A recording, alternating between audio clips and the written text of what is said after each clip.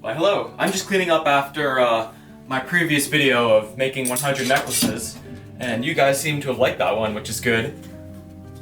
And you may have seen that I hinted at doing a collaboration with 2 other makers, so this is a little information about that.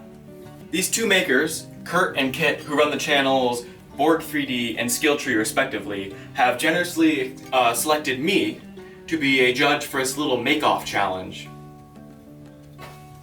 I have left links to their channel in the description, you can go check them out there, and I'll leave links up in the corner and on the end screen.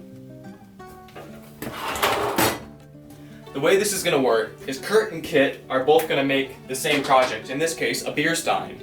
And I'm going to be sort of judging. There's not going to be any real winner, no real prize at all, just kind of a commentary on the different way 2 makers go about making something. It's really a big opportunity to be able to expand their skills, and if you would like to join in and learn how to expand your skills, you in fact can join on in.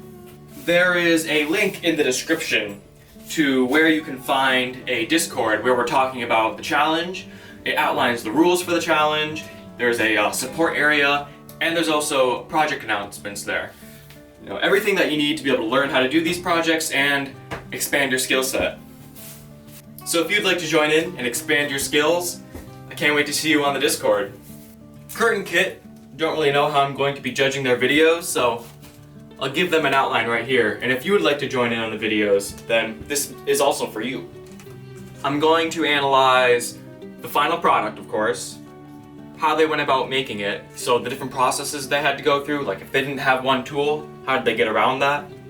I'm going to judge the video quality, and lastly, how much fun it looked like they had. I look forward to seeing you and your projects coming to light, and I can't wait to see how much this community can grow and how much we can all build our different skills.